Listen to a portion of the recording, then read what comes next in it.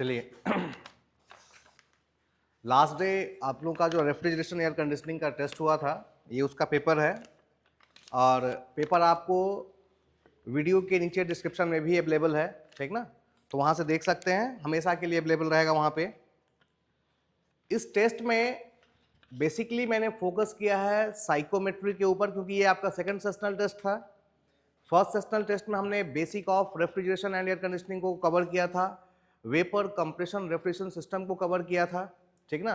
इसके अलावा vapour absorption refrigeration system को हमने कवर किया था। सेकंड सेशनल टेस्ट में जो हमारा फोकस है वो completely on psychometry, on refrigerant और इसके साथ ही एयर रेफ्रिजरेशन सिस्टम के ऊपर है। तो इस पेपर में मोस्टली आपको जो क्वेश्चंस मिलेंगे करीब करीब 60 to 70% they belongs to either psychrometry, air refrigeration और रेफ्रिजरेंट चैप्टर। और रिमेनिंग, क्योंकि ये कंप्लीट सिलेबस भी कवर कर रहा था, तो कुछ क्वेश्चन मैंने VCRS के भी डाल रखे हैं, कुछ बेसिक्स ऑफ रेफ्रिजरेशन के भी डाल रखे हैं और कुछ वेपर एब्जॉर्प्शन सिस्टम्स के भी डाल रखे हैं। यानी ये पेपर ओवरऑल देखा जाए तो आपका कंप्लीट जो सिलेबस है उसको कवर करता है, ठीक है? इसमें टोटल 25 क्वेश्चंस थे और मैं फिर से एक बार बता दूं, ये जितने भी क्वेश्चंस थे ये किसी ना किसी कॉम्पिटिटिव एग्जामिनेशंस में पहले पूछे जा चुके हैं। इसमें एक भी क्वेश्चन ऐसा नहीं है जो पहले कहीं कॉम्पिटिटिव एग्जामिनेशंस में नहीं पूछा गया है, ठीक ना? तो ये सारे जो 25 क्वेश्चन हैं ये ऑलरेडी किसी ना किसी कॉम्पिटिटिव एग्जामिनेशंस में पहले पूछे जा चुके हैं। आपको चेक करने के लिए सबसे बढ़िया तरीका यही है कि जो पुराने पेपर्स हैं आप उनको सॉल्व करें, और अगर इनको आप कर पाते हैं इसका मतलब आपने अपना प्रिपरेशन बिल्कुल सही तरीके से किया है, ठीक है? चलिए शुरुआत करते हैं, स्टार्ट करते हैं। पहला क्वेश्चन है, the capillary tube as an expansion device is used इन।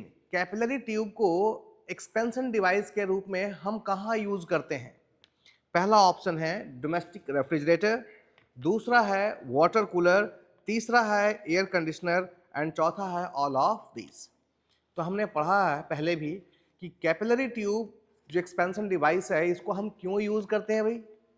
एक तो ये बहुत ही सस्ता है, इसकी डिजाइन बहुत ही सिंपल है और इसकी जो कॉस्ट है वो क्या है, बहुत ही कम है। इसलिए जितने भी हाउस होल्ड अप्लायंसेज हैं, लाइक वो रेफ्रिजरेटर हो गया, वाटर कूलर हो गया, AC हो गया, इन सबों में हम क्या यूज करते हैं? Capillary tube. So correct answer is all of these. Clear है? Next question, in an aircraft refrigeration system, हमें दिया हुआ है एयरक्राफ्ट रेफ्रिजरेशन सिस्टम दिया हुआ है। The pressure at the cooling turbine outlet is equal to, cooling turbine के outlet पर जो प्रेशर होता है वो किसके बराबर होता है? चार ऑप्शन है, एम्बिएंट प्रेशर, दूसरा है केबिन प्रेशर, तीसरा है pressure at the inlet to compressor और चौथा है नन ऑफ द अबव। अगर आप मेमोराइज करें थोड़ा सा तो एयर रेफ्रिजरेशन सिस्टम किस पे काम करता है भाई? जूल साइकिल पे, जिसको कि हम रिवर्स ब्रेटन साइकिल भी कहते हैं। तो सबसे पहले जो प्रोसेस होता है वो रैमिंग का होता है, RAM air compression. Ambient pressure से हम कहां जाते हैं? रैम एयर प्रेशर पे जाते हैं, ठीक है? ये लाइन कुछ ऐसे जाती है, ये आइडियल कंडीशन में है, ये आइडियल कंडीशन में है और रियल कंडीशन में हम कहां जाते हैं? यहां जाते हैं। बात समझ में आ रही है? उसके बाद रैम कंप्रेशन के बाद हम जो इंजन का मेन कंप्रेसर होता है वहां पर हम एयर को क्या करते हैं? कंप्रेस करते हैं। तो फिर फाइनली हम यहां से यहां पहुंचते हैं, ठीक है? ये अगेन आइडियल केस में है। जो रियल केस होगा वो यहां से थोड़ा सा क्या करेगा? डेविएट करेगा, ठीक है? तो ये जो हुआ आपका, ये क्या मिला आपको? फाइनल प्रेशर, ठीक है? हम देखेंगे आइडियल से, जब हम आइडियल से रियल की तरफ जाते हैं तो टेम्परेचर इंक्रीज कर जाता है। एक्चुअल में ये कौन सा डायग्राम है? TS diagram. तो हमारा टेम्परेचर थोड़ा सा बढ़ जाता है। प्रेशर तो हम सेम प्रेशर पे जाते हैं बट हमारा टेम्परेचर क्या हो जाता है? इंक्रीज कर जाता है। उसके बाद हम इसको कहां ले जाते हैं? कूलर में, ताकि इसको क्या कर सकें? ठंडा कर सकें। और कूलर क्या है भाई, एक हीट एक्सचेंजर है जिसके कारण इसमें प्रेशर का ड्रॉप आइडियली नहीं होता है, ठीक ना। इसको हम ठंडा करते हैं ताकि इसका टेम्परेचर क्या हो सके, कम हो सके। और उसके बाद इसको हम कहाँ भेज देते हैं, एक्सपेंशन के लिए कूलिंग टरबाइन में। तो कूलिंग टरबाइन में जब ये एक्सपेंड होता है तो कौन सा एक्सपेंशन भाई, आइसेंट्रोपिक एक्सपेंशन। कौन सा प्रोसेस होता है, जैसे कंप्रेसर में हमारा आइसेंट्रोपिक कंप्रेशन होता है, वैसे ही कूलिंग टरबाइन के अंदर कौन सा एक्सपेंशन होगा, आइसेंट्रोपिक एक्सपेंशन। और ये एक्सपेंशन कहां तक होता है, till the cabin pressure. Cabin pressure. तो इसमें कितने प्रेशर लाइन बने भाई, सबसे पहला ये पी एम्बिएंट, एम्बिएंट का जो प्रेशर है। उसके बाद ये लाइन किसकी है, पी रैम एयर प्रेशर। उसके बाद ये कौन सा प्रेशर है, pressure of after compression, main compressor के बाद जो प्रेशर है वो। और फाइनली ये कौन सा प्रेशर लाइन है, केबिन प्रेशर का। तो cooling turbine, this is the cooling turbine. Cooling turbine का आउटलेट पे कौन सा प्रेशर है, cabin pressure. This is your question. इसमें यही पूछ रखा है कि एयरक्राफ्ट रेफ्रिजरेशन सिस्टम में pressure at the cooling turbine outlet, cooling turbine के आउटलेट पर कौन सा प्रेशर है भाई, केबिन प्रेशर। तो सही आंसर है इसका बी, केबिन प्रेशर। क्लियर है।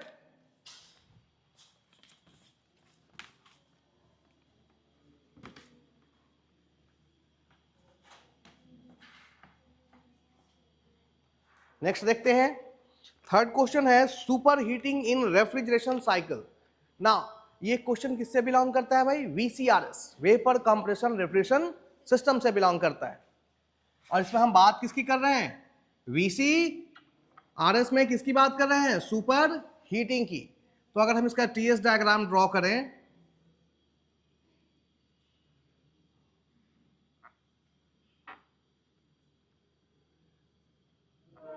तो ये मैं जो ड्रॉ कर रहा हूं ये क्या है, स्टैंडर्ड साइकिल।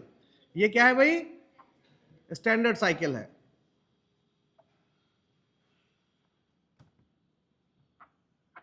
ठीक है। लेकिन हमारे साथ प्रॉब्लम क्या है, हमें क्या कह रहा है, सुपर हीटिंग वाली साइकिल ड्रॉ करनी है, super heating in refrigeration cycle. Standard cycle में पहले तो देख लें, अगर आप यहां पर क्या पूछ रहा है, सुपर हीटिंग रेफ्रिजरेशन साइकिल, ये सीओपी के रिस्पेक्ट में पूछ रहा है। तो अगर हम यहां पर सीओपी निकालें तो दिस इज 1 2 3 4। तो COP is nothing but it is the ratio of desired effect upon work input. Desired effect हमें यहां से मिलता है, that is H1 minus H4। और वर्क इनपुट हम कंप्रेसर में देते हैं, तो ये कितना हो जाएगा, H2 माइनस H1। ये स्टैंडर्ड साइकिल के लिए बात समझ में आ रही। अब बात करते हैं किसकी, सुपर हीटिंग की। यानी यहां पर जो सुपर हीटिंग वर्ड यूज किया गया है वो कंप्रेशन के लिए यूज किया गया है, कि ये जो कंप्रेशन है, इस कंप्रेशन को हम क्या कहते हैं, सैचुरेटेड कंप्रेशन। क्योंकि इसकी शुरुआत कहां से हुई है, सैचुरेशन पॉइंट से हुई है। ठीक है। अब जब सुपर हीटिंग कंप्रेशन की बात करेंगे तो प्रेशर लाइन तो सेम ही रहेगा, प्रेशर तो यही रहेगा, ठीक ना। प्रेशर जो रहेगा वो यही रहेगा, लेकिन रीजन कौन सा रहेगा, सुपर हीटिंग। यानी हम जो कंप्रेशन करेंगे एक से ना करके इस रेंज में कहीं इधर आ जाने के बाद, सपोज दिस इज 1 डैश, यहां से कंप्रेस करेंगे। ठीक है। तो ये पॉइंट अब हमको कहां मिलेगा जाकर के, यहां। अब देखिए हम 1 से कहां पर करेंगे, 2 डैश। तो ये है सुपर हीटिंग कंप्रेशन, ये आपके नोट्स में अवेलेबल है अगर आप देखेंगे तो। सुपर हीटिंग कंप्रेशन में पूछ रहा है कि अगर हम ये केस लें तो इसमें क्या होगा। पहला ऑप्शन दे रहा है डिक्रीजेज सीओपी, सीओपी घट जाएगी। दूसरा है इंक्रीजेज सीओपी, सीओपी बढ़ जाएगी। तीसरा है सीओपी रिमेन्स अनचेंज्ड, सीओपी में कोई बदलाव नहीं होगा। और चौथा है अनप्रिडिक्टेबल, यानी ये अनिश्चित है, हम क्लियरली बता नहीं सकते। आओ देखते हैं। सबसे पहले फर्स्ट केस अगर देखें कि सीओपी डिक्रीज करता है कि नहीं, तो इस केस में अब अगर आप सीओपी निकालें तो कितना लिखेंगे भाई बताइए, H1 dash minus H4, this minus upon H2 dash minus. अब जरा देखिए ध्यान से, यहां पर H1 डैश क्या हो जाएगा, अगर इसके साथ कंपेयर करें तो जब हम यहां पे थे और यहां पे थे तो इंथैल्पी क्या हो जाएगी H1 डैश की, बढ़ जाएगी। ठीक है, तो H1 डैश तो इंक्रीज कर रहा है, बट इसके साथ H2 डैश भी क्या हो गया, इंक्रीज कर गया। जब आप कंप्रेस कर रहे हैं तो अब ये आप यहां ना जाकर के कहां जा रहे हैं, यहां जा रहे हैं, तो दोनों चीज बदल रही है, ये भी चेंज हो रहा है और ये भी चेंज हो रहा है। अब किसमें कितना चेंज हुआ ये आपको पता है क्या, किसमें कितना चेंज हो रहा है। अब फायदा क्या होगा जरा देखो, जब H1 डैश चेंज हो रहा है तो ये वाली क्वांटिटी को हम अगर इससे कंपेयर करें तो आपका ये क्वांटिटी क्या होगा, बढ़ेगा, क्योंकि पहले 1-4 था, अब 1-4 है, तो आपका डिजायर्ड इफेक्ट क्या हो गया, बढ़ गया। अब जरा वर्क इनपुट की बात करें, पहले वर्क इनपुट था 2-1 H2 अब कितना हो गया सुपर हीटिंग में भाई, H2 डैश माइनस। अगेन हम देख सकते हैं, ध्यान दें, जब हम सुपर हीटिंग रेंज में जाते हैं तो जो प्रेशर लाइन का नेचर होता है वो डाइवर्जिंग होता है, ये इनकी बीच की दूरी क्या होती जाती है, इंक्रीज करते जाती है। इसका मतलब H2 dash minus H1 dash भी क्या होता जाएगा, बढ़ता जाएगा। तो ऊपर भी बढ़ रहा है और नीचे भी क्या हो रहा है, बढ़ रहा है। अब COP कब बढ़ेगा भाई, जब ऊपर वाला ज्यादा बढ़े और नीचे वाला कम। तो हमें ये बात पता नहीं है कि किस में कितना चेंज हो रहा है, बात समझ में आ रही है। तो हम ये नहीं कह सकते हैं कि इंक्रीज कर रहा है कि डिक्रीज कर रहा है, दोनों ही संभावना पॉसिबल है। अगर ऊपर वाला बढ़ जाए नीचे वाले का कंपैरिजन में तो COP बढ़ जाएगी, और ऊपर वाला कम रह जाए नीचे वाला ज्यादा हो जाए तो COP क्या हो जाएगी, डिक्रीज हो जाएगी। ठीक ना, तो सही आंसर क्या होगा भाई, अनप्रेडिक्टेबल। आप इस स्थिति में कहने लायक नहीं है कि बढ़ेगा कि घटेगा, और रिमेन्स अनचेंज्ड भी हो सकता है। अगर रेशियो सेम रह गया तो क्या रहेगा, बट मोस्ट एप्रोप्रिएट क्या होगा, अनप्रेडिक्टेबल। कुछ भी हो सकता है, जब तक हमको वैल्यूज ना मालूम हो हम कुछ कह नहीं सकते। यहां पर एक चीज और समझने वाली है, कंप्रेसर का वर्क जो होता है वो किस पे निर्भर करता है, प्रेशर रेशियो पे तो डिपेंड करता है, साथ साथ इनलेट टेम्परेचर पे भी डिपेंड करता है। अगर इनलेट टेम्परेचर इंक्रीज कर रहा है तो कंप्रेसर का वर्क भी बढ़ जाएगा। और आप देखिए इस समय जो टेम्परेचर था वो ये था, और 1 डैश का टेम्परेचर क्या है ये, यानी इनलेट टेम्परेचर क्या हो गया, बढ़ गया। कंप्रेसर का वर्क प्रेशर रेशियो पे भी निर्भर करता है और इनलेट टेम्परेचर पे भी निर्भर करता है। तो इनलेट टेम्परेचर चूंकि इंक्रीज कर रहा है तो कंप्रेसर का वर्क बढ़ना ही बढ़ना है। बात समझ में आ रही है। सो सही आंसर क्या होगा भाई, अनप्रेडिक्टेबल। आगे चलते हैं, which of the following component of vapour absorption system has the same pressure level. ठीक ना, इसमें आपको 4 ऑप्शंस दिए गए हैं और पूछा गया है कि प्रेशर लेवल किसका किसका एक समान होगा। ठीक ना, यानी दोनों सिस्टम का प्रेशर क्या होना चाहिए, एक समान। पहला दिया है जनरेटर एंड एब्जॉर्बर। VARS में जनरेटर किस साइड होता है, हाई प्रेशर साइड में होता है, और एब्जॉर्बर किधर लगा रहता है, लो प्रेशर साइड।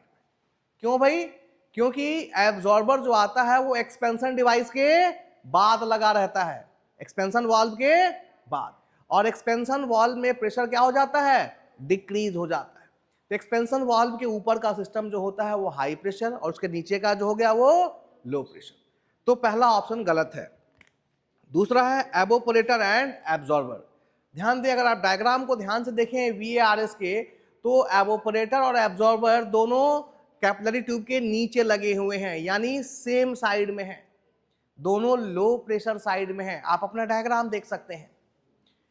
आपका जनरेटर और जो कंडेंसर है ये किधर है, हाई प्रेशर साइड में, एब्जॉर्बर और एवोपोरेटर किधर हैं, लो प्रेशर साइड। यानी जो ऑप्शन नंबर 2 है वो कहीं ना कहीं सही हो सकता है, क्योंकि एवोपोरेटर और एब्जॉर्बर दोनों का जो प्रेशर है वो एक ही रहता है, कोई डिफरेंस नहीं होता। तीसरा ऑप्शन है generator and evaporator. Again generator high pressure side में है और एवोपोरेटर लो प्रेशर साइड में। चौथा option condenser and evaporator, condenser भी हाई प्रेशर साइड में और एवोपोरेटर भी क्या है, लो प्रेशर साइड में। तो सही आंसर इज बी। कौन सा हो गया भाई, एवोपोरेटर एंड एब्जॉर्बर। ये दोनों के दोनों लो प्रेशर साइड में होते हैं। ठीक है, आगे बढ़ते हैं। Question number 5, which of the following has the lowest COP? इनमें से किसका सीओपी सबसे कम होता है? ध्यान दें, अगर मैं ऑप्शन पढ़ूं, पहला ऑप्शन है वेपर एब्जॉर्प्शन साइकिल, दूसरा है vapour compression cycle with dry compression. Dry compression यही है भाई, ये जो कंप्रेशन हो रहा है ये क्या है? Dry compression. दूसरा है विथ सुपर हीटेड कंप्रेशन, ये जो कंप्रेशन है वो कौन सा है? सुपर हीटेड कंप्रेशन है। और तीसरा है वेपर कंप्रेशन साइकिल विथ सब कूलिंग। सब कूलिंग का मतलब ये जो हम आते हैं यहां से यहां आने के बाद एक्सपेंशन क्या होगा? 3 डैश हो जाएगा और 4 डैश हो जाएगा। तो अगर आप याद करें तो VCRS में जो COP बढ़ती थी वो किस में बढ़ती थी? सब कूलिंग में बढ़ती थी। सब कूलिंग एक ऐसा प्रोसेस था, अगर आप देखें सब कूलिंग में कंप्रेसर वर्क में कोई चेंज नहीं है, यानी नीचे वाला H2 - H1 क्या रह गया? अनचेंज्ड, कोई बदलाव नहीं। बदलाव किसमें हुआ भाई? Desired effect. और ये इंक्रीज कर गया है, पहले 1 - 4 था और अब 1 - 4 डैश। तो डिजायर्ड इफेक्ट क्या हो गया है? बढ़ गया। तो जब भी हम सब कूलिंग करते हैं तो हमारी COP क्या होती है? इंक्रीज करती है। ठीक है, तो इसमें अगर आप इसमें ज्यादा सोचने की आवश्यकता नहीं है। एक ऑप्शन VARS का है और 3 ऑप्शन VCRS का है। हमने पहले सीखा है कि VCRS high grade source of energy को यूटिलाइज करता है, लाइक इलेक्ट्रिसिटी को या मैकेनिकल एनर्जी को क्या करता है? यूज करता है। जबकि VARS low grade source of energy अर्थात हीट का उपयोग करता है, हीट एनर्जी को यूज करता है। तो अगर वो हीट एनर्जी यानी लो grade source of energy use करेगा तो उसकी COP ऑटोमेटिकली क्या हो जाएगी? कम हो जाएगी। पहले हमने देखा भी है ये कि VARS की COP क्या होती है? बहुत ही कम होती है। हमने जब कंपैरिजन पढ़ा था VCRS और VARS का तो मैंने वहां ये चीज बताई भी थी कि VARS का जो COP है वो बहुत ही कम होता है in comparison to VCRS, because VARS use low grade source of energy as input. Input के तौर पर वो low grade source of energy अर्थात हीट का यूज करता है, जिसके कारण उसका क्या होता है? COP कम होती है। बात समझ में आ रही है? चलिए, तो सही आंसर क्या होगा? ए, वेपर एब्जॉर्प्शन साइकिल। अगला क्वेश्चन है, air is designated as.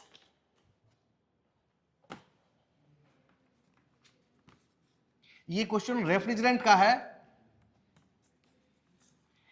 Designated मतलब किस नाम से जानते हैं एयर को, किस तरीके से जानते हैं हम लोग, इसका डेजिग्नेशन कैसे करते हैं? तो एयर, ध्यान दें, ये रेफ्रिजरेंट में है, क्योंकि एयर को हम एज अ रेफ्रिजरेंट यूज करते हैं। कहां पर? वेपर में, एयर रेफ्रिजरेशन सिस्टम में। एयर रेफ्रिजरेशन सिस्टम की सबसे बड़ी खासियत क्या है भाई? उसमें रेफ्रिजरेंट का क्या चेंज नहीं होता है? फेज चेंज नहीं होता है। ठीक ना? अदरवाइज जितने भी सिस्टम है सब में क्या हो रहा है? फेज चेंज हो रहा है। ठीक है, तो एयर को हम एज अ रेफ्रिजरेंट यूज करते हैं एयर रेफ्रिजरेशन सिस्टम के अंदर। तो एयर भी हमारा एक रेफ्रिजरेंट हुआ।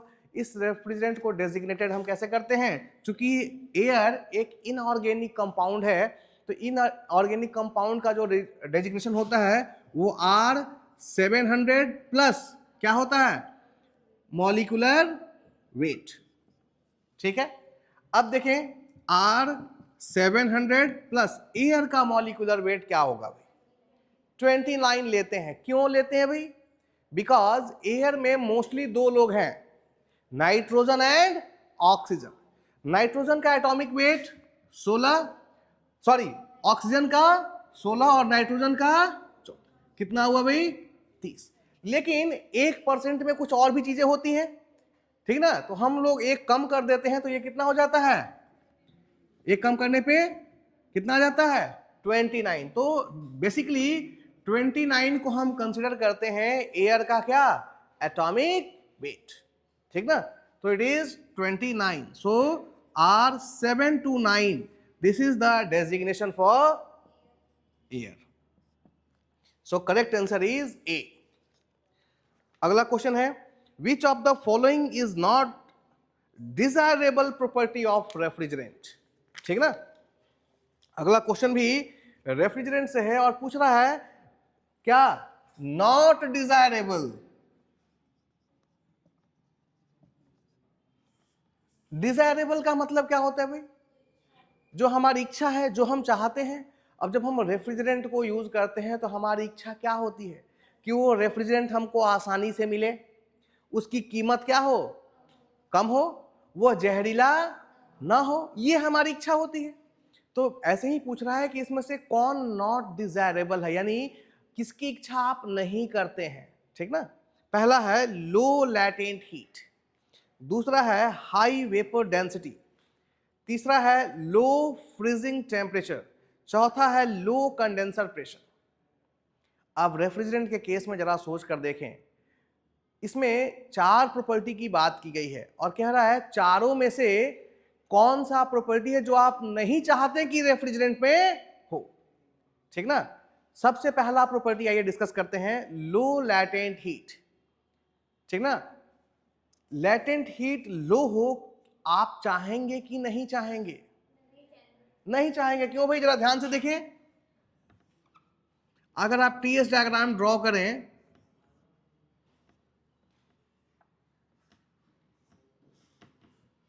वन टू थ्री फोर, ध्यान दें, लैटेंट हीट वो हीट होता है विच इज, जिसको हम कहां देखते हैं? At a time of phase change.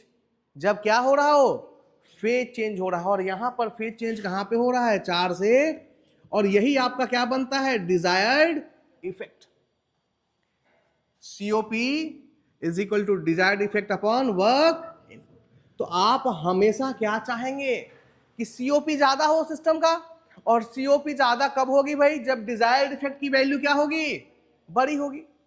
अब मान लो अगर लैटेंट हीट कम रहेगा, एक रेफ्रिजरेंट 1 है जिसका लैटेंट हीट 100 किलो जूल पर केजी है, और दूसरा रेफ्रिजरेंट 2 है जिसकी लैटेंट हीट 1000 किलो जूल पर। अगर हम एक बार पास कराएं 1 केजी रेफ्रिजरेंट R1 को, अगर हम पास कराते हैं जिसका लैटेंट हीट कितना है? 100 किलो जूल, तो यहां से यहां जब वो अपना फेज चेंज करेगा तो कितना हीट एब्जॉर्ब करेगा? 100 किलो जूल। अगर इसी दौरान आप R2 को पास करते तो वो कितना लैटेंट हीट एब्जॉर्ब करता? 1000 किलो जूल एब्जॉर्ब कर लेता। तो जरा देखो डिजायर्ड इफेक्ट किसमें बढ़ रहा है? जब आप R2 के साथ बढ़ रहा है। क्यों? क्योंकि इसका लैटेंट हीट क्या है? ज्यादा है। तो आपकी इच्छा क्या होगी भाई? कि लैटेंट हीट कम रहे कि ज्यादा रहे?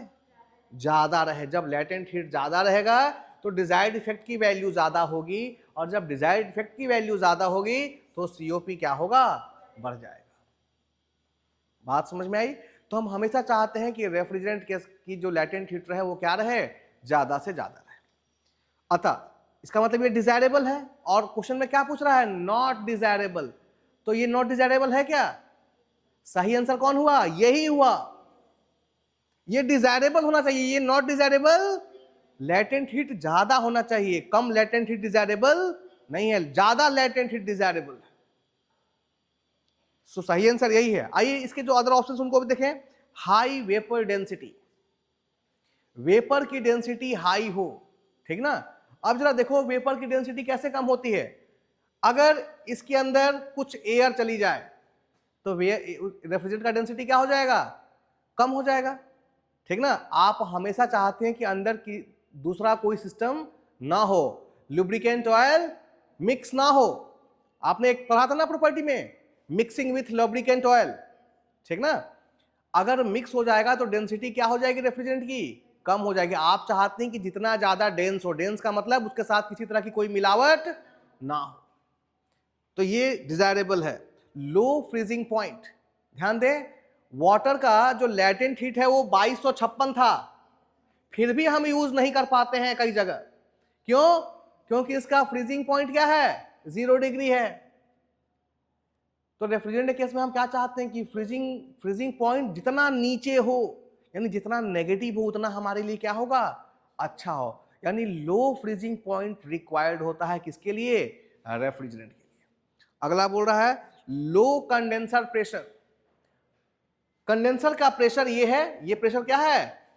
और ये कम होना बहुत जरूरी है। अगर ये ज्यादा हुआ तो क्या होगा भाई, कंप्रेसर का वर्क पहले H1 H2 माइनस H1 था, और अगर हम बढ़ा देंगे तो H2 डैश माइनस क्या हो जाएगा, यानी कंप्रेसर का वर्क क्या होगा। कंप्रेसर रेशियो के बढ़ने के साथ दो चीजों की समस्या आती है, एक तो लीकेज बढ़ जाता है, ठीक ना, और दूसरा कंप्रेसर का वर्क बढ़ जाता है। तो हम चाहेंगे कि प्रेशर रेशियो कम से कम रहे, ठीक ना। सो प्रेशर कंडेंसर का प्रेशर हम चाहते हैं कि कम से कम मेंटेन हो, इससे हमारी सीओपी क्या मिलेगी, ज्यादा। तो सही आंसर इसका क्या है, A. Next, dry ice. Dry ice किसको बोलते हैं भाई, सॉलिड CO2, ठीक ना। सॉलिड कार्बन डाइऑक्साइड को ही हम क्या कहते हैं, ड्राई आइस कहते हैं। अगला है रेफ्रिजरेंट 718। R718 से किसको दिखाते हैं भाई, अभी अभी हम लोगों ने पढ़ा वाटर को, R718। R700 प्लस H2O का एटॉमिक वेट कितना होगा भाई, हाइड्रोजन का 2 और ऑक्सीजन का दैट इज 18। तो R718 किसको रिप्रेजेंट करेगा, वाटर को रिप्रेजेंट करेगा। अगला है इन इलेक्ट्रोलक्स रेफ्रिजरेटर, इसको क्या हम क्या कहते हैं, 3 फ्लूइड सिस्टम भी कहते हैं, ठीक ना। ध्यान दें, इसमें कई बच्चे मेरे ख्याल से गलतियां किया, कई लोगों ने की होगी, क्योंकि थोड़ा सा बड़ा क्लोज आंसर्स दिए हुए हैं। पहला है ammonia is absorbed in hydrogen. पहले तो जान लें कि वहां हाइड्रोजन का एक ही पर्पस था, 3 फ्लूइड सिस्टम में लो प्रेशर मेंटेन करना, लो पार्शियल प्रेशर मेंटेन करना, एब्जॉर्बर में जो प्रेशर हो क्या हो, लो हो जाए, ठीक ना। इसका फायदा क्या मिलता था, लो प्रेशर पर अमोनिया क्या हो जाता था, एवोपोरेट हो जाता था। और लो, चूंकि 3 फ्लूइड सिस्टम में कोई कैपिलरी ट्यूब नहीं होती, तो अमोनिया एवोपोरेट कैसे हो भाई। तो अमोनिया के प्रेशर को हमें क्या करना था, कम करना था। कम करने के लिए हमने टोटल प्रेशर में अमोनिया के साथ किसको घुसा दिया, हाइड्रोजन को घुसा दिया, जिसके कारण एब्जॉर्बर में अमोनिया का प्रेशर पूरे सिस्टम के कंपैरिजन में क्या हो गया, कम हो गया। और जैसे ही प्रेशर कम हुआ वो क्या होने लगा, एवोपोरेट होने लगा। और जब एवोपोरेट होता है तो लिक्विड अमोनिया किसमें कन्वर्ट होता है, वेपर में। और वेपर को कौन खींच लेता है अभी, वाटर खींच लेता है। वाटर बहुत ही वाटर के अंदर ये हाई एबिलिटी होती है किसको खींचने की, अपने अंदर अमोनिया को खींच करके और अपने अंदर क्या करना, घुला लेने का, ठीक ना। तो अमोनिया किसके अंदर घुलता है, वाटर के अंदर। देखो कौन सा आंसर है, ammonia is absorbed in water, option is b, this is the correct answer. बात समझ में आ रही है, अमोनिया को किसके अंदर एब्जॉर्ब होता है भाई, वाटर के अंदर एब्जॉर्ब होता है। क्लियर है ना। अगला क्वेश्चन है, ये एक न्यूमेरिकल प्रॉब्लम है।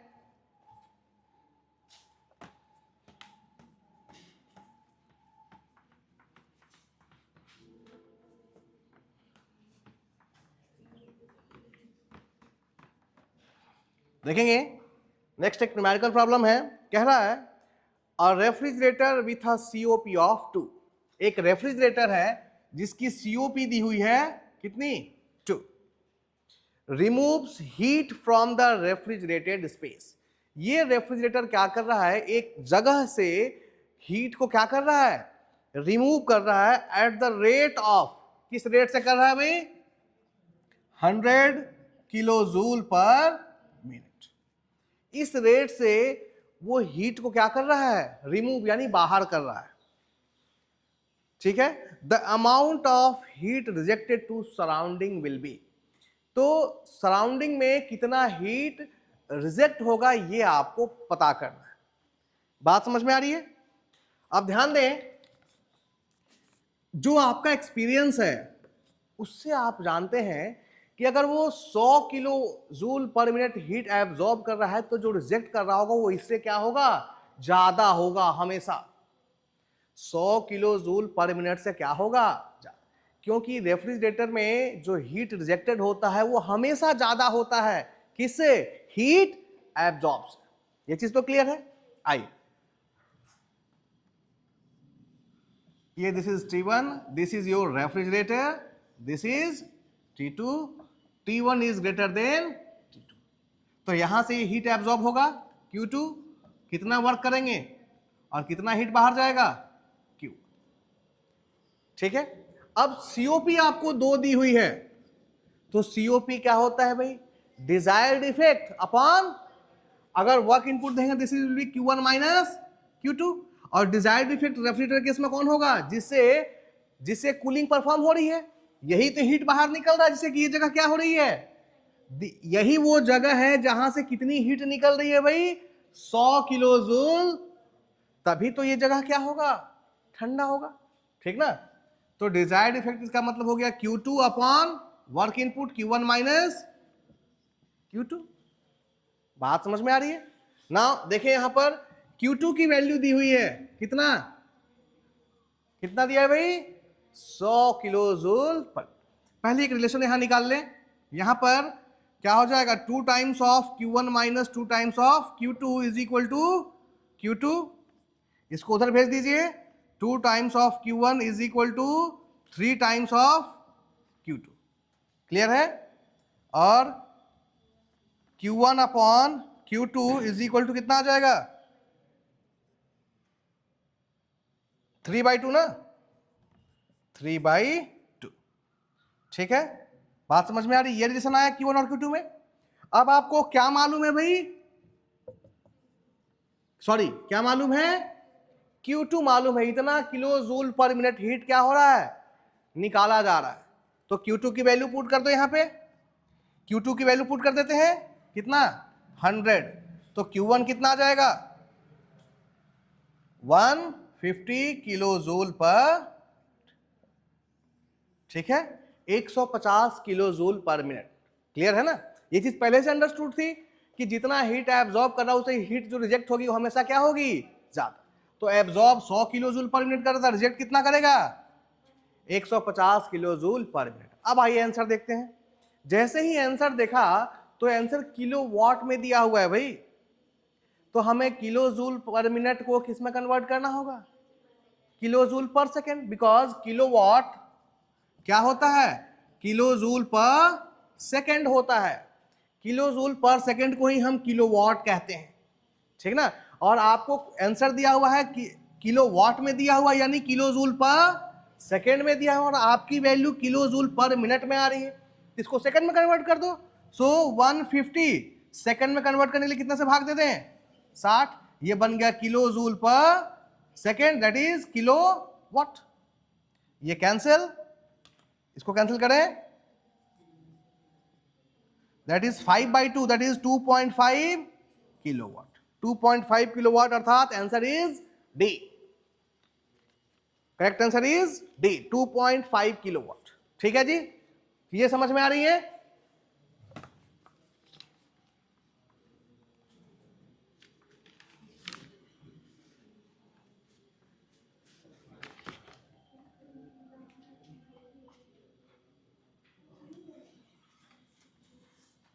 चल आगे बढ़ते हैं। अगला क्वेश्चन है, the wet bulb depression is 0 when the relative humidity equals. बहुत बढ़िया, बहुत बढ़िया, ध्यान दें, साइकोमेट्री के जितने भी क्वेश्चन हैं, मेरा फिर से सजेशन है, जब भी सॉल्व करें बिना डायग्राम बनाए सॉल्व ना करें। ठीक ना, आप कितने भी कॉन्फिडेंट हो, लेकिन क्वेश्चन में जो बात कही जा रही है उसके अनुसार पहले डायग्राम ड्रॉ करें। ठीक ना, आइए क्वेश्चन देखते हैं। वेट बल्ब डिप्रेशन इज 0, ये है हमारा, क्या है भाई, ये इधर क्या होता है और इधर क्या होता है, स्पेसिफिक ह्यूमिडिटी। ठीक है ना, पूछ रहा है वेट बल्ब डिप्रेशन, तो वेट बल्ब डिप्रेशन क्या होता है भाई,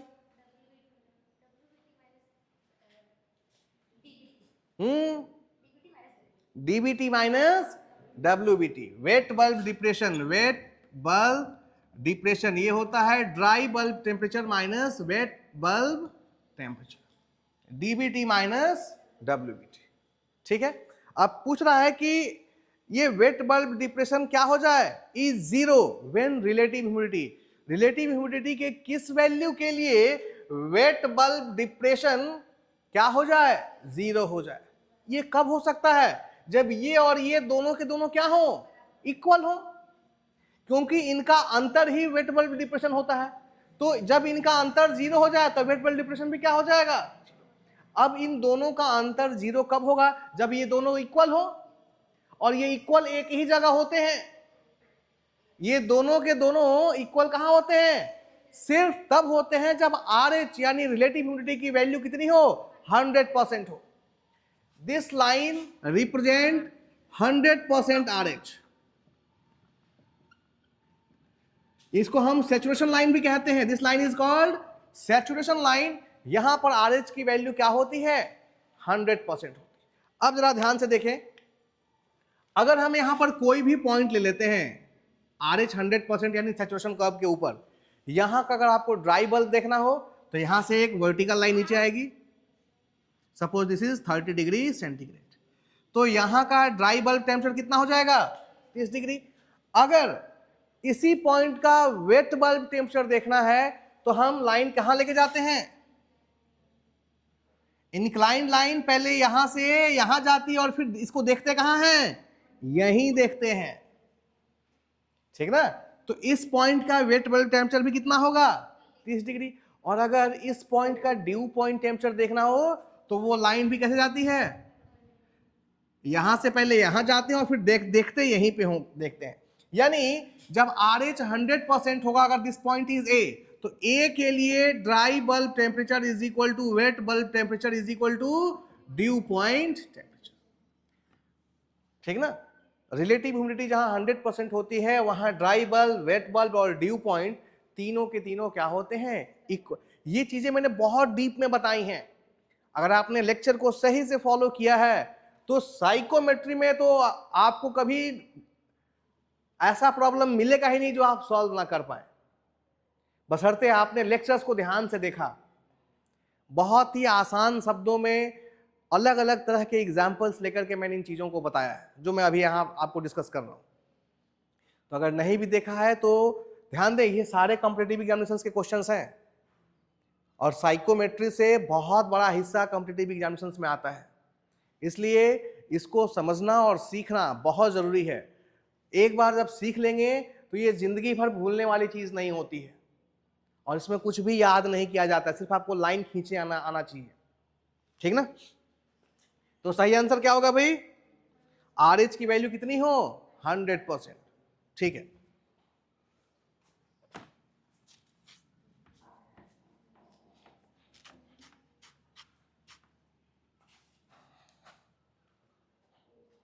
आगे देखें, which of the following processes is generally used in winter air conditioning.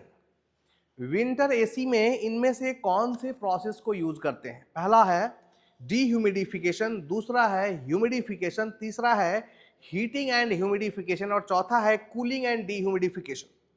ध्यान दें, विंटर AC ठंड के मौसम में जो AC यूज करते हैं उसमें कौन सा प्रोसेस होगा। पहली बात, ठंड में हम AC किस लिए यूज करेंगे भाई, ताकि टेम्परेचर को क्या करें, बढ़ाएं। तो बढ़ाने का मतलब हीटिंग करेंगे। तो एक चीज तो क्लियर होगा कि जाड़े के AC में हमको हीटिंग प्रोसेस करनी है। दूसरा, ठंड के मौसम में एटमॉस्फेयर में एयर का टेम्परेचर कम होने से उसकी नमी ग्रहण करने की क्षमता क्या हो जाती है, कम हो जाती है, यानी हवा में जो नमी होती है वो कम हो जाती है। आपने देखा होगा विंटर में आपका जो स्किन है वो ड्राई हो जाता है, आप मॉइस्चराइजर यूज करते हैं। और ऐसा क्यों हो रहा है, क्योंकि एटमॉस्फेयर में जो हवा है उसके अंदर नमी की क्या हो चुकी है, कमी हो चुकी है।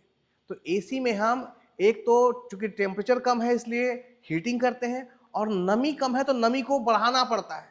नमी को बढ़ाने के लिए कौन सा प्रोसेस यूज करते हैं, ह्यूमिडिफिकेशन। जब हम नमी को ऐड करते हैं that process is called humidification.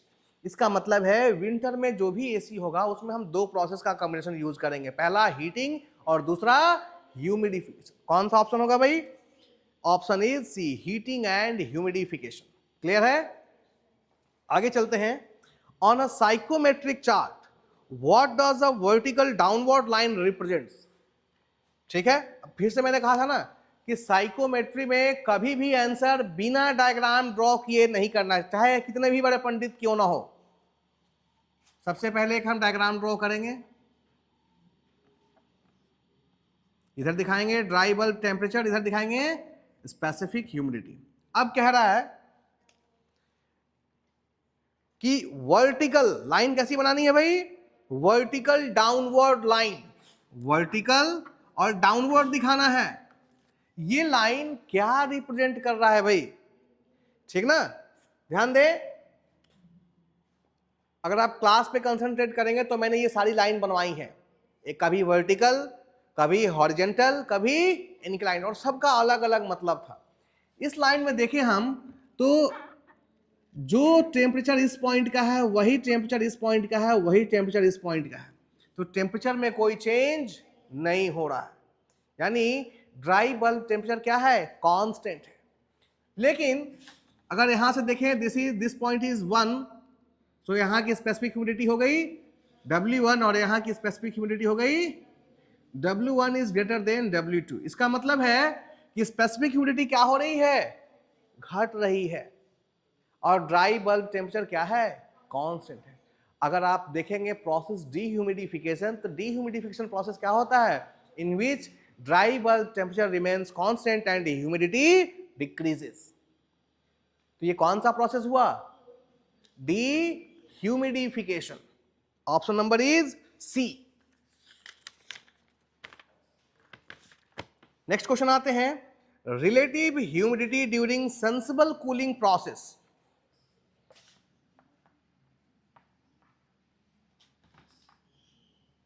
चलिए, सेंसिबल कूलिंग, सेंसिबल कूलिंग में लाइन कैसे ड्रॉ होगी भाई, हॉरिजेंटल, और चूंकि कूलिंग हो रही है इधर ड्राई बल्ब टेम्परेचर क्या हो रहा है, तो कूलिंग में हम प्रोसेस किधर से किधर ड्रॉ करेंगे, this is 1 and this is 2। ये सेंसिबल कूलिंग हुआ। सेंसिबल कूलिंग हम तब कहते हैं जब स्पेसिफिक ह्यूमिडिटी में कोई चेंज ना हो। सो अगर आप यहां देखेंगे W1 इज इक्वल टू, यानी स्पेसिफिक ह्यूमिडिटी क्या हो गया, कांस्टेंट। सिर्फ किसमें चेंज हो रहा है, ड्राई बल्ब टेम्परेचर पहले ज्यादा था और अब क्या हो गया, कम हो गया। This is called sensible cooling. Question है, relative humidity during sensible cooling process. Relative humidity का क्या होगा, कब, जब आप सेंसिबल कूलिंग कर रहे होंगे तब रिलेटिव ह्यूमिडिटी बढ़ेगी घटेगी। ध्यान दें, रिलेटिव ह्यूमिडिटी की वैल्यू किस तरह बढ़ती है, सेचुरेशन कर्व की तरह बढ़ती है, क्योंकि सेचुरेशन कर्व पे ही जाकर RH की वैल्यू कितनी हो जाती है, 100% हो जाती है। ये चीज आपको पता होना चाहिए, ठीक ना। अब जरा देखो, this is 1 and this is 2। अगर आप RH की लाइन ड्रॉ करोगे ऐसे जाएगा, सपोज ये 100 था, ये 90, ये 80, ये 70, 60 और ये 50। तो 0.1 के लिए रिलेटिव ह्यूमिडिटी कितना हो गया, 50%, और 0.2 के लिए रिलेटिव ह्यूमिडिटी कितना हो गया, 70%। यानी जब आप सेंसिबल कूलिंग करेंगे तो रिलेटिव ह्यूमिडिटी 50 से 70 हो रही है, इसका मतलब क्या हो रही है, इंक्रीज कर रही है। तो सही आंसर है ए, इंक्रीजेस। अगला क्वेश्चन है, the air temperature at which the water vapour in the air start condensing. उस टेम्परेचर को क्या कहते हैं जब हवा में, मॉइस्ट एयर में मौजूद नमी क्या होने लगे, कंडेंस होने लगे, यानी नमी उसे अलग होने लगे। इस टेम्परेचर को हम क्या कहते हैं भाई, ड्यू पॉइंट टेम्परेचर। ये वो टेम्परेचर होता है जहां से हवा और पानी की दोस्ती क्या होने लगती है, टूटने लगती है। मैंने लेक्चर में ये लाइन बोल रखा है, ये वो टेम्परेचर है जहां हवा और पानी की फ्रेंडशिप समाप्त होने लगती है, जिसके कारण हवा अलग हो जाता है और वाटर अलग होने लगता है। That is called dew point temperature. So option number A is correct. Next है, the main characteristic feature of air refrigeration system. ये मैंने अभी बताया, एयर रेफ्रिजरेशन में सबसे इंपॉर्टेंट गुण क्या होता है, और वो है इसमें through out the cycle the refrigerant remains in gaseous state. Air refrigeration की यही खासियत है, इसमें रेफ्रिजरेंट का फेज में कोई चेंज नहीं होता है थ्रू आउट, ठीक ना। So this is the most important characteristic for air refrigeration cycle. Other में आप जाएंगे तो हर जगह रेफ्रिजरेंट का फेज क्या हो रहा है, चेंज। चाहे आप VCRS की बात करें, VARS की बात करें, दोनों ही मेजर तो यही दो हैं, इन दोनों में हम क्या देखते हैं कि रेफ्रिजरेंट का फेज क्या हो रहा है, चेंज हो रहा है। हाँ हाँ, बट इंपॉर्टेंट क्या है, फेज। आपको रेफ्रिजरेशन के टर्म्स में बताना है, ठीक ना। सो सही आंसर क्या होगा भाई, b, throughout the cycle. आप अगर आप लेक्चर देखें तो मैंने ये पॉइंट मेंशन किया है, कई बार बोला है कि VCRS जितने भी रेफ्रिजरेशन सिस्टम है, एयर रेफ्रिजरेशन में मैंने ये भी कहा है कि आखिर क्यों एयर रेफ्रिजरेशन की COP कम होती है, क्योंकि यहां जो रेफ्रिजरेंट है वो लेटेंट हीट नहीं लेगा, क्योंकि इसका फेज चेंज, ये सिर्फ सेंसिबल हीट को एब्जॉर्ब करता है। बात समझ में आ रही है। हमने वाटर और एयर में भी कंपैरिजन किया है और बताया है कि एयर जो होता है वाटर के रिस्पेक्ट में ही उसकी हीट एब्जॉर्बिंग कैपेसिटी कम होती है। रीजन यही है कि एयर का फेज चेंज नहीं हो रहा, वो सिर्फ सेंसिबल हीट एब्जॉर्ब कर रहा है, जबकि वाटर क्या कर रहा है, लेटेंट हीट एब्जॉर्ब कर रहा है, ठीक ना। सही आंसर बी। आगे चलते हैं, आगे फिर से एक न्यूमेरिकल प्रॉब्लम है।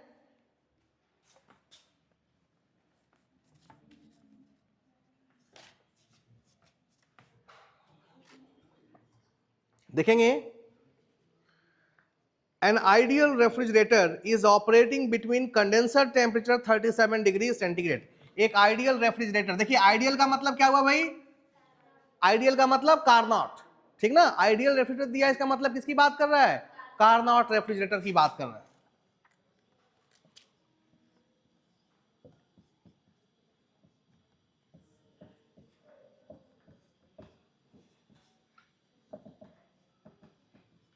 ठीक है, एक आइडियल रेफ्रिजरेटर है, is operating between a condenser temperature. Condenser कौन होगा इसमें, कंडेंसर कौन होगा दोनों में, हाँ जी,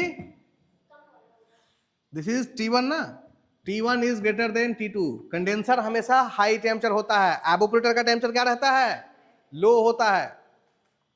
तो इसकी वैल्यू दी हुई है 37 degree centigrade and evaporator temperature दिया हुआ है -3 डिग्री। तो इसमें 273 ऐड कर दीजिए, तो ये कितना हो गया 310, और इसमें तो ये कितना हो जाएगा 270 केल्विन, 310 क्या।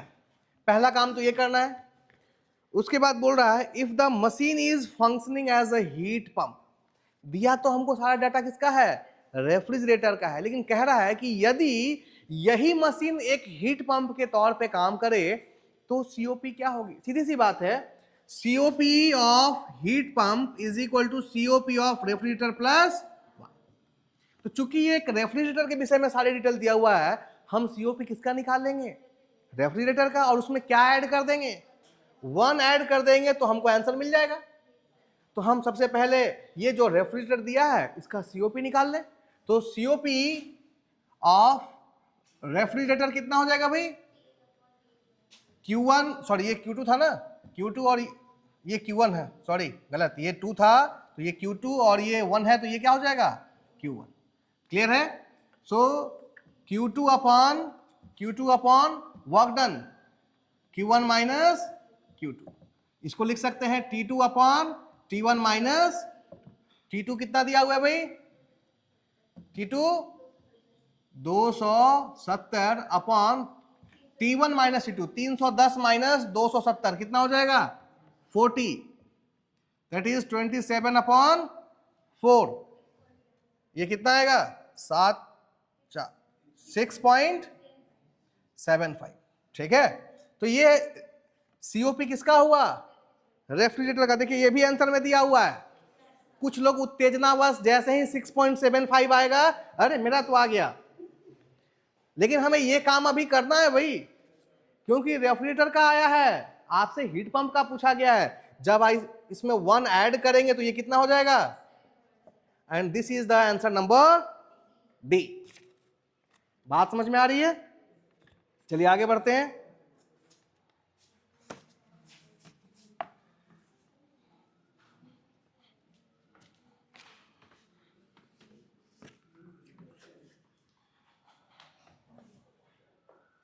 आगे चलते हैं। आगे भी एक न्यूमेरिकल प्रॉब्लम है, दिया है a simple saturated refrigeration cycle.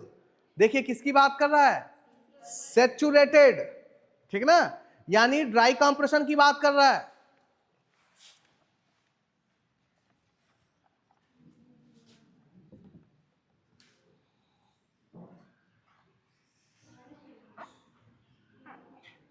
ये सैचुरेशन कर्व है और यहीं से कंप्रेशन हो रहा है, इसलिए इसको सिंपल सैचुरेटेड बोल रहा है। 1 2 3 4, ठीक है। अब कह रहा है, देखिए कहां कहां का इंथैल्पी दिया हुआ है। इंथैल्पी आफ्टर कंप्रेशन, कंप्रेस करने के बाद कहां पहुंच गए 2। इंथैल्पी आफ्टर कंप्रेशन कितना दिया है भाई, 425 kilo joule. Enthalpy after throttling, throttling के बाद कहां पे है 4 पे, कितना दिया हुआ है 125।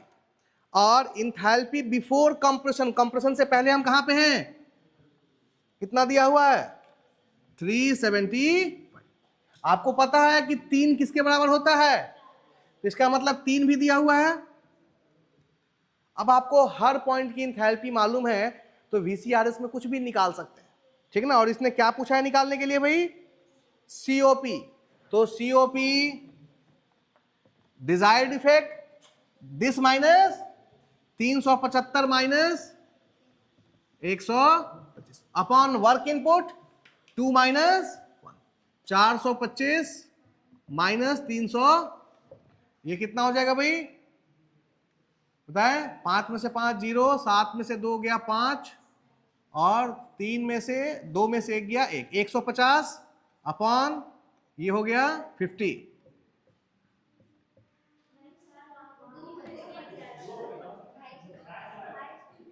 कहा ये 250, सॉरी 250 ना, तो 5 से 5 times, COP is 5, so correct answer is a.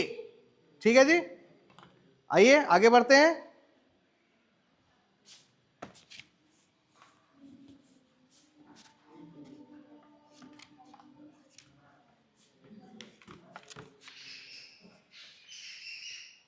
अगला क्वेश्चन फिर से साइकोमेट्री से है।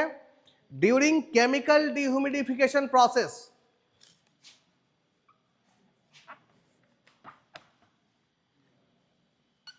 लेक्चर में मैंने केमिकल डिह्यूमिडिफिकेशन प्रोसेस बताया है। मैंने सिलिका जेल के विषय में बताया था।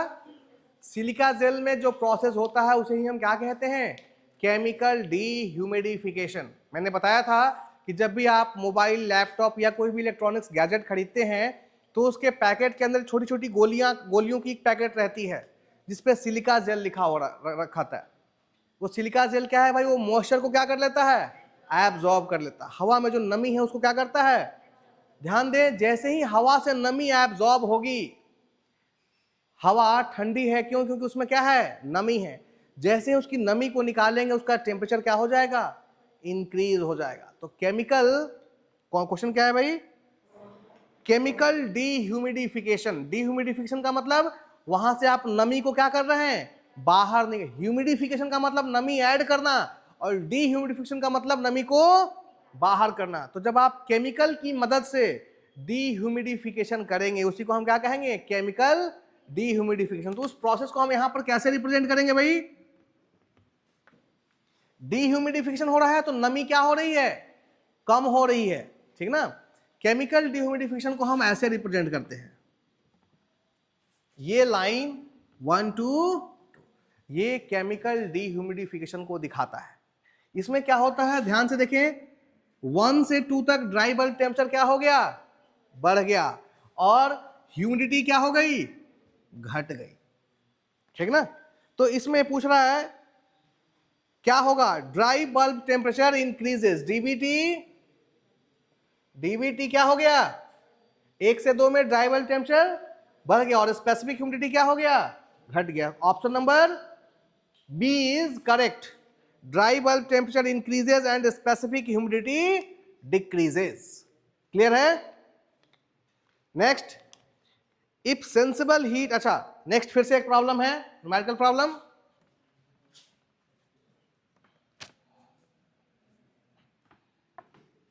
देखेंगे क्या दिया हुआ है, if sensible heat and latent heat transfer in an air conditioning process, sensible heat transfer कितना दिया हुआ है 2.5 किलोवाट और लैटेंट हीट ट्रांसफर कितना दिया हुआ है 1.5 kilowatt. Then sensible heat factor SHF पूछा है, एसएचएफ सेंसिबल हीट फैक्टर क्या होता है, sensible heat upon total heat. इस रेशियो को ही हम क्या कहते हैं, sensible heat factor. So this sensible heat और टोटल हीट को क्या लिखेंगे, sensible heat plus latent heat. तो सेंसिबल हीट हो गया 2.5, सेंसिबल हीट फिर से 2.5 प्लस 1.5 दैट इज 2.5 अपॉन 4, कितना आएगा 5 अपॉन 8, कितना आ रहा है 0.625। So answer is D. आगे चलते हैं, if a mass of most air in an air tight vessel is heated, ठीक है ध्यान दें, फिर साइकोमेट्री का क्वेश्चन है।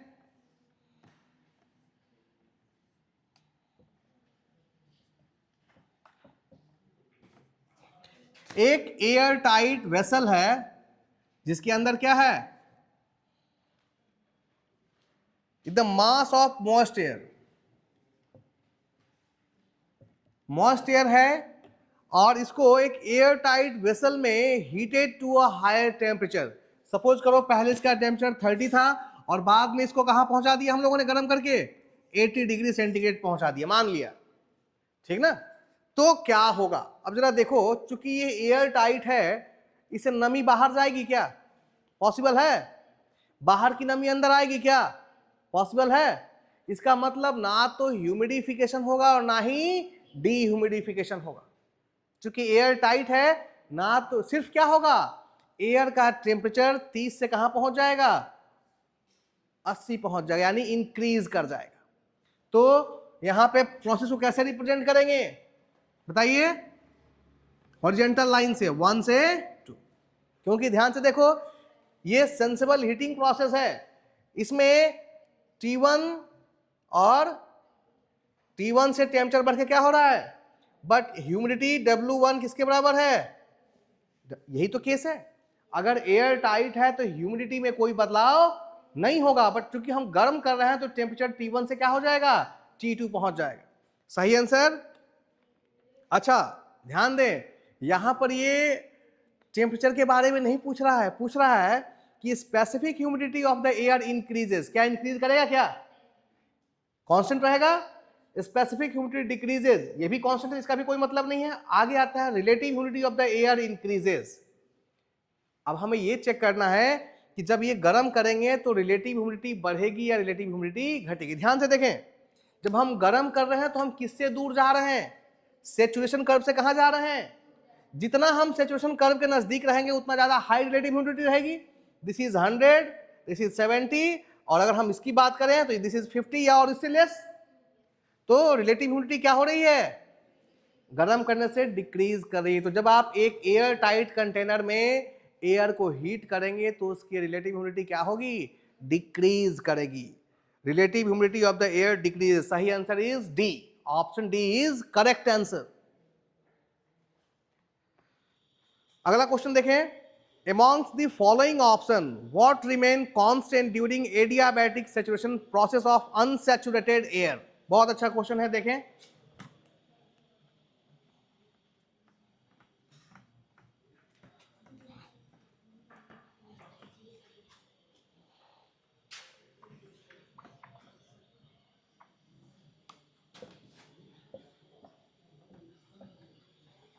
ध्यान दें, क्वेश्चन पूछ रहा है इनमें से कौन सा ऑप्शन कांस्टेंट रहेगा, इसमें से कौन सी चीज कांस्टेंट होगी किस दौरान, during adiabatic saturation process. Adiabatic saturation process क्या होता है भाई, हाँ जी, एडियाबैटिक सैचुरेशन प्रोसेस ये जो प्रोसेस है,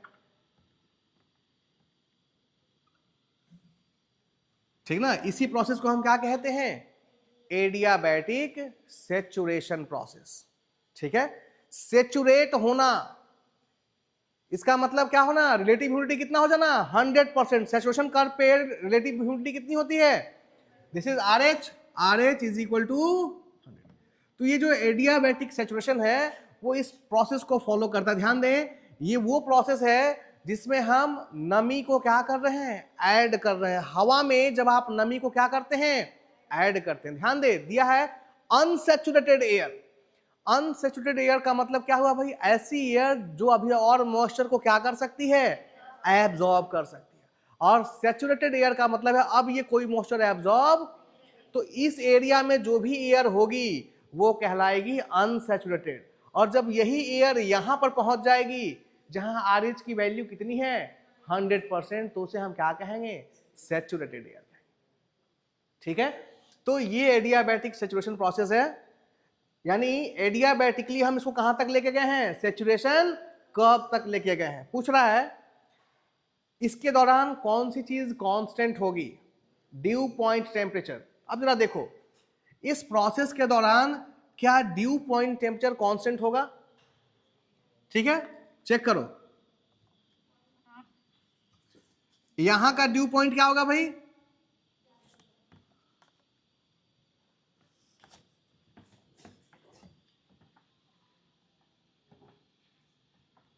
ठीक है, इसको हमने मान लिया 0.1 और ये हो गया हमारा 0.2। एक के पास अगर एक का हमें ड्यू पॉइंट देखना है तो इसको हम लाइन को कहां तक लेके आएंगे, सैचुरेशन कर्व पर, तो फिर यहां पर देखेंगे सपोज दिस इज 20 डिग्री, और अगर यहां का देखना है तो दिस इज 30 डिग्री। तो ड्यू पॉइंट टेम्परेचर क्या हुआ, इंक्रीज कर गया ना, कांस्टेंट रहा क्या, 20 से कहां पहुंच गया, 30 पहुंच गया। दूसरा ऑप्शन है रिलेटिव ह्यूमिडिटी। अब देखो यहां की रिलेटिव ह्यूमिडिटी ये होगी, सपोज दिस इज 70%, और यहां की रिलेटिव ह्यूमिडिटी कितनी है, 100%। तो ये भी कांस्टेंट है क्या, नहीं। तीसरा है वेट बल्ब टेम्परेचर। ध्यान दें, इस लाइन से यहां तक चाहे जितने भी पॉइंट ले लो आप, ये सभी का वेट बल्ब कितना होगा, कितना होगा, 30 डिग्री। इस पॉइंट का वेट बल्ब देखना है तो इसको पकड़ के कहां तक ले जाएंगे, सैचुरेशन कर्व तक, और फिर देखेंगे नीचे टेम्परेचर स्केल यहां है, नीचे देखेंगे तो कितना मिलेगा, 30। अगर यहां का देखना है तो इसको पकड़ के कहां तक ले जाएंगे, यहां, और फिर यहां नीचे देखेंगे कितना मिलेगा। यानी इस इंक्लाइंड लाइन के ऊपर किसी भी पॉइंट का वेट बल्ब टेम्परेचर कितना रहेगा, 30 डिग्री। इसका मतलब एडियाबैटिक सैचुरेशन में कौन सी चीज कांस्टेंट रहती है, वेट बल्ब टेम्परेचर कांस्टेंट रहता है। बात समझ में आ रही है।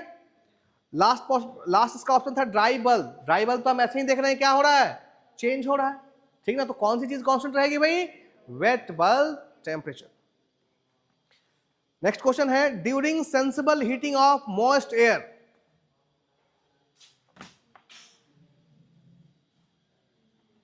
सेंसिबल हीटिंग कर रहे हैं तो लाइन कैसी बनेगी भाई, 1 to 2। सेंसिबल हीटिंग में क्या कांस्टेंट रहता है, स्पेसिफिक ह्यूमिडिटी कांस्टेंट रहती है। During sensible heating of most air, enthalpy के बारे में पूछ रहा है। इसमें इंथैल्पी हम लोग कहां देखते हैं, यहां पर एक स्केल होता है जिसे हम क्या कहते हैं, इंथैल्पी स्केल कहते हैं। ये 1 का हो गया H1 और ये 2 का हो गया H2। इस डायरेक्शन में इंथैल्पी क्या होती है, इंक्रीज करती है। तो पूछ रहा है during sensible heating of most air enthalpy का क्या होगा, इंथैल्पी H1 से कहां पहुंच गई, इसका मतलब है कि इंथैल्पी इंक्रीज करेगी। ठीक है, option number A is correct. Last question देखें, in desert cooler main process is, the main process, desert मतलब रेगिस्तान में जो कूलर यूज होता है उसमें हम कौन सा प्रोसेस यूज करते हैं। अब रेगिस्तान का मतलब नहीं राजस्थान सोचना है, हम लोग भी जो कूलर यूज करते हैं उसको हम डेजर्ट कूलर ही कहते हैं, उसमें देखिएगा डेजर्ट कूलर लिखा रहता है। तो कूलर में कौन सा प्रोसेस होता है भाई, कूलर में हम पानी डालते हैं, ठीक ना, यानी हवा के साथ क्या ऐड कर रहे हैं, वाटर को ऐड कर रहे हैं, नमी को ऐड कर रहे हैं। तो ये क्या हुआ, ह्यूमिडिफिकेशन। और हवा क्या हो जाती है, ठंडी हो जाती है, इसका मतलब कूलिंग हो रहा है। तो एयर में कौन कौन सा प्रोसेस हुआ, एक तो कूलिंग हुआ और दूसरा ह्यूमिडिफिकेशन। अब जरा देखो ऑप्शन कौन कौन से हैं। सेंसिबल कूलिंग, तो ये ऑप्शन गलत हुआ। सेंसिबल कूलिंग में ह्यूमिडिटी कांस्टेंट रहती है। दूसरा डीह्यूमिडिफिकेशन, डीह्यूमिडिफिकेशन में टेम्परेचर चेंज नहीं होता, तो ये भी गलत हो गया। तीसरा ऑप्शन एडियाबैटिक सैचुरेशन, हाँ ये ऑप्शन बिल्कुल सही है।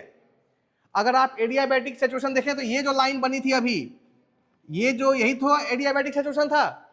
इसमें क्या हो रहा है, यहां से यहां में टेम्परेचर क्या हो गया, कम हो गया, और ह्यूमिडिटी भी क्या हो गई, बढ़ गई। सो सही आंसर क्या होगा, एडियाबैटिक सैचुरेशन। ये प्रोसेस होता है किसके अंदर, डेजर्ट कूलर के अंदर। चौथा ऑप्शन था कूलिंग एंड डीह्यूमिडिफिकेशन। ध्यान दें, वाटर कूलर जो होता है उसमें डीह्यूमिडिफिकेशन नहीं होता है, ह्यूमिडिफिकेशन होता है। So correct answer is C, adiabatic saturation. तो ये आपके पेपर का सॉल्यूशन था, ठीक ना, क्लियर है, कोई डाउट? आपने अपना सॉल्यूशन देख लिया और इससे आपको अंदाजा भी लग गया कि आपकी तैयारी किस स्तर की है और आपको कितना मेहनत अभी करना है। आपने खाना पूर्ति की थी या प्रिपरेशन किया था या आपने खुद भी चेक कर लिया, ठीक है। तो चलिए इसको रन देते हैं। कल की क्लास में जो हमारा स्ट्रेंथ ऑफ मटेरियल का टेस्ट हुआ था, या अगली क्लास जब भी होगी उसमें हम सोम का सॉल्यूशन देखेंगे। Okay, thank you.